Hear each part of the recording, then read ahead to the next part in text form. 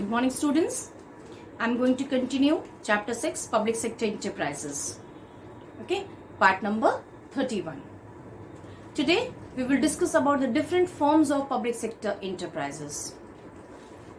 Now see, different forms of organizing the public sector enterprises.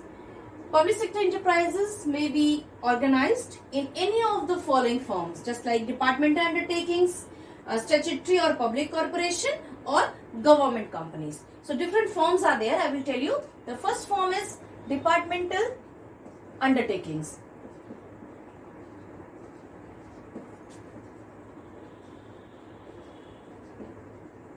Departmental undertakings. Second is statutory or public corporations.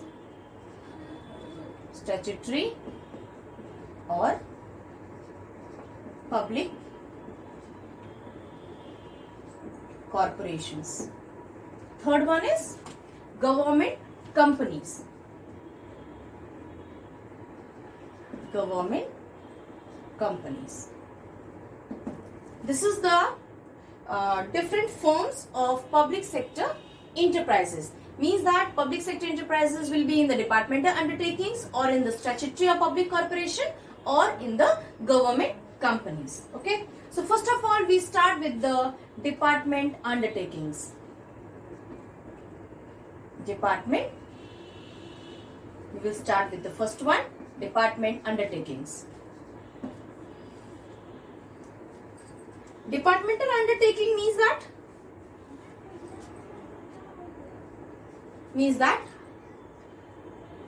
it is the oldest and traditional form of organizing public sector enterprises. This is the very oldest method of organizing public sector enterprises. And this departmental undertaking is organized, financed and controlled in much the same way as any other government department. Just like the same with the different government department, departmental undertaking is also run with the same manner. Okay, it may be run by the central government or by the state government, and it is managed by the government officials under the supervision of the head of the department concerned. Okay, the undertaking is under the overall and ultimate control of a minister who is responsible to the parliament. That is the departmental undertaking, which is most similar to the government undertaking. Okay, some examples we can say that, just like post and telegraph department. Examples I will write it here. Just like post and telegraph. This is also comes under the departmental undertakings. Or just like the second one is broadcasting. Just we can say that broadcasting. Next is atomic energy projects or defense establishment.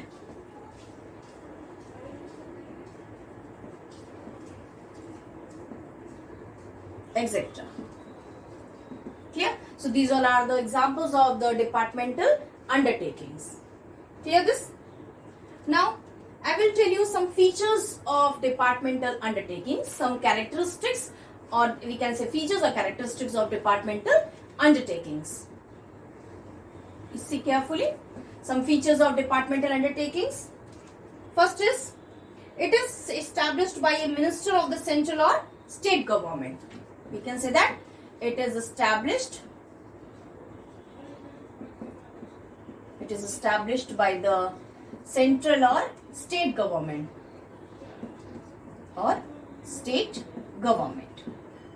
These things I taught you in the beginning also, that this department undertaking or public sector enterprises is established by the central government or by the state government. Okay. Second is, it is a part of government establishment and there has no separate entity distinct from the government. We can say that there is no separate entity. There is no separate entity. No separate entity distinct from the government. distinct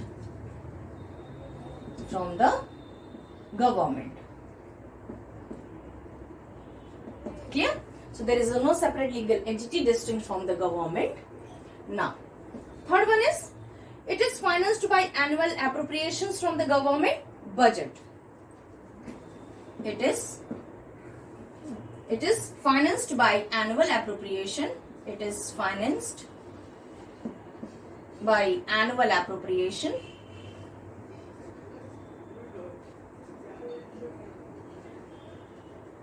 It is financed by annual appropriations from the government budget.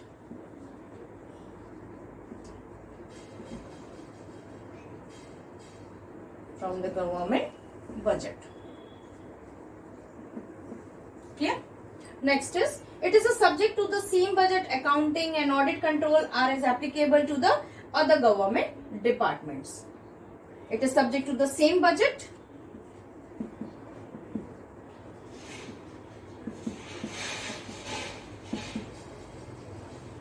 It is subject to the same budget or accounting and audit controls. Accounting and audit controls as are applicable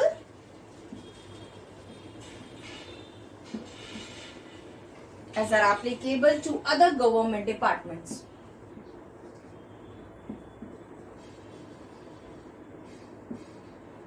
Government departments. Clear? Now, the next feature is, it is under the direct control of the departmental head who is accountable to the concerned minister. So, it is under the control of the direct head of the departmental. Okay. So, it is under the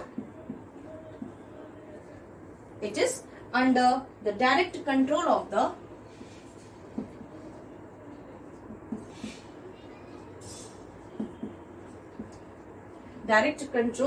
the departmental head.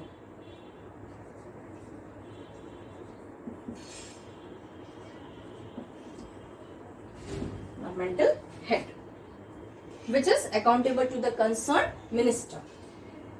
Now next is, it is managed by officials and civil servants. It is managed by officials and civil servants.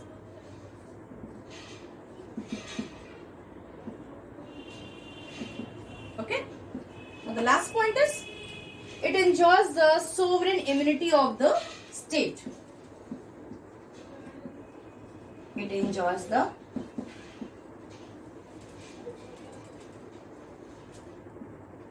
sovereign immunity of the state.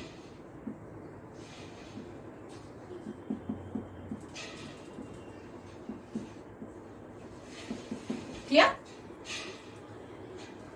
It can be sued only through the procedure by which suits against the government can be filed. So these all are the features of the departmental undertaking. You have to remember, this departmental undertaking established by the central or the state governments, as with the same in the different types of government departments. Clear? Hope it is clear to you, the different forms of public sector enterprises and departmental undertakings with their characteristics. So that's all for today. Thank you.